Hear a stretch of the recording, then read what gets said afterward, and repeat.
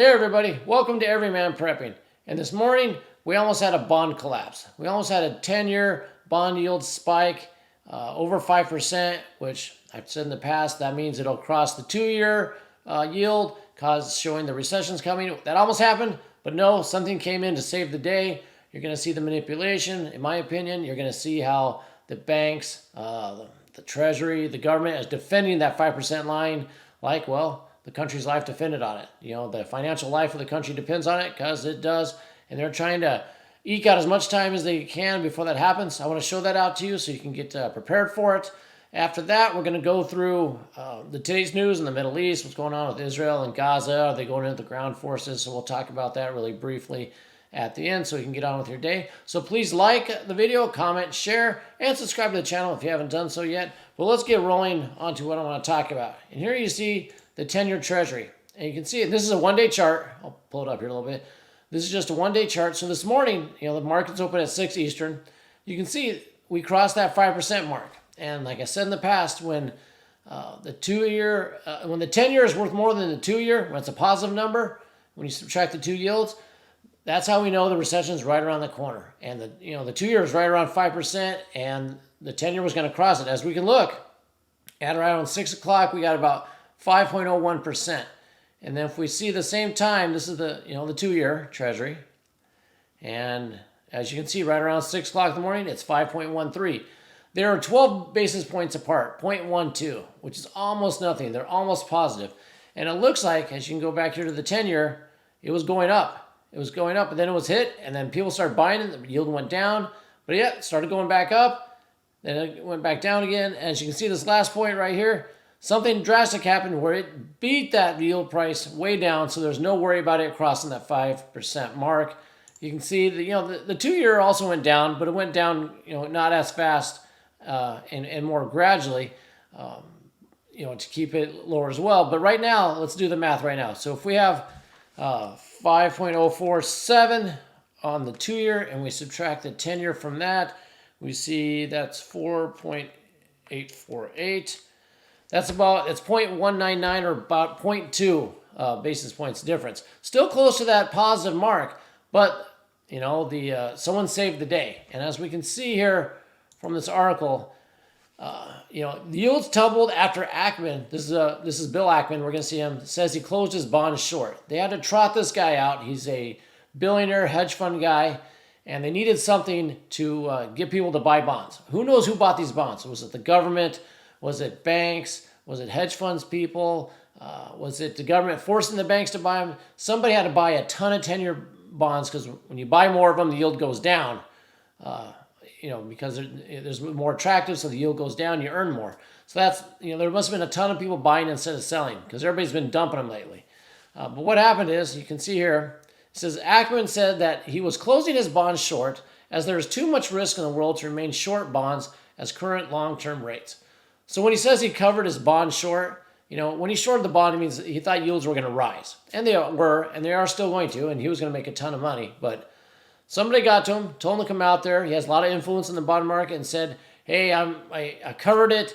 I'm no longer short. I think we should buy bonds. And what do you know? As soon as he said that, and here's a chart that points it out. His tweet came out right here, as you can see on the top here. As soon as he tweeted, he covered it at 9:45 a.m.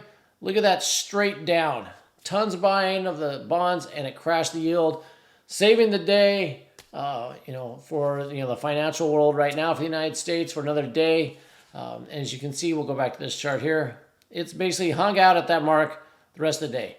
Will it stay there forever and go lower? I don't think so. I think it's going to edge back up, because this is just a one-day thing where they're able to stop it right now, but I think it's going to edge back up. But to me, it shows, there was a lot of manipulation. I don't know who did it. I don't know. It's just all my opinion. But we were getting close to that 10-year, 2-year going positive. And when that happens, stocks are going to crash. People are going to see financial turmoil. And then we're going to start that recession. And they're, the powers that be, we call it, they're trying to hold off as long as they can. They stopped it today. Will they be able to stop it in a few weeks? I don't know, because there's still going to be pressure. No one wants, the debt. China's selling all their U.S. debt. Japan's doing it because, let me show you something else really quick. Let me pull this thing up really quick. Where do I have it? Here we go. Japan, let me show you guys. This is the U.S. dollar to the Japanese yen. And they're defending that 150 mark like their financial life depended on it, and Japan's does. And so what they've been doing to keep it, they're keeping it right below that 150, because when it crosses 150 yen to the dollar, you're going to see a lot of problems over there in Japan as well. And so to keep it there, they got to raise money to buy yen. They've been dumping treasuries. So, you got Japan dumping treasuries, China dumping treasuries. Russia's already dumped all theirs. That causes yields to go up. Well, like I said, yields went down today because somebody did something to try to, save the day, quote unquote, save the day for right now. But it's not going to last long. So same advice happens to all you guys. I'm not a financial advisor, of course, but get yourself out of debt, have some dry powder, some cash on the side. Look at the shiny stuff, the precious metals. Better yet, invest in stuff that you eat, wear, defend yourself with, all that stuff. Because one of these days coming soon, I think, it's going to hit that 5% and go higher, and nothing's going to stop it. So that's where we're at with that. I want to then now switch over to, let's look at what's going on in the world of Israel and Hamas and all that. And Hamas, these two ladies here you see on the screen right now, let me back it up so you can actually see. Here we go. They were released today by Hamas. I think one's 79, one's 80-something. So a couple of ladies, they were released today for humanitarian reasons, they said. That maybe they're sick, maybe they need medical treatment. I don't know, but Hamas did release them. So 2 more hostages. They still have probably close to 200 over there. And then we have Israeli self-propelled artillery is hammering the northern Gaza Strip. This is 32 minutes ago from the recording of this on Monday afternoon. Israel's been pounding that northern Gaza, both by air and artillery. They're basically, trying to level that whole place, I think, before they go in. In fact, let me see. I got a photo here. Let me look here. Okay, I went and got some the photos really quick here. So this is just one picture of Gaza. You can see they're bombing the heck out of it, using artillery. They're basically trying to level, I think, most of Gaza before they roll in there, trying to level it enough where they can go in and have the least amount of casualties when they do go in. Here's another photo you can see, just taking almost everything they can in northern Gaza, just leveling it all. Here's another video. Let me turn it on really quick for you to look at. They're trying to lay waste to everything, so when they go in, there's least chance of of attacks from high buildings, snipers, that kind of thing. But I don't think that's gonna stop a high casualty rate. But that's what they're doing. So a lot of artillery, a lot of bombing going on. Most intense bombing night last night. Then of course you have from Zero Hedge, Iran seeking to escalate conflict in the region, says U.S. officials. All right, that's believable. I think this is their chance. They see a weakness in U.S. and Israel. They probably are looking to escalate it. Why not? And then it says Israel wants all hostages released before permitting fuel delivery into Gaza. Hamas has asked, or the Palestinians have asked for fuel. Israel says release everybody. So I don't think either one of those two sides are going to break on that. Hamas militants have released 2 hostages. We just talked about that. Let's see. Several bases operated by the U.S. in eastern Syria have reportedly been attacked by drones within the last hour. That's 2 hours ago from now. And why that happens, I don't know, but let's scroll back down here. This is almost surely, once again, the Islamic Revolution in Iraq. They've also been bases in Iraq being attacked. It says, here it is right here. The Islamic resistance in Iraq have already claimed responsibility for at least 2 attacks against U.S. forces in Syria and Iraq within the last 5 hours. And this is 6 hours ago from right now. So we're having a lot of, attacks on U.S. soldiers, U.S. bases in different areas around Israel. And that's kind of being held quiet by the mainstream. These aren't mainstream sources. These are, open source intelligence, basically reporting all this stuff. So you haven't had much response to the United States yet to go after the people attacking the bases. I find that kind of odd. I don't know if they're waiting for Israel to go to ground war, if they're just trying to build up forces. They're now sending, I heard, a 3rd aircraft carrier to the Middle East region.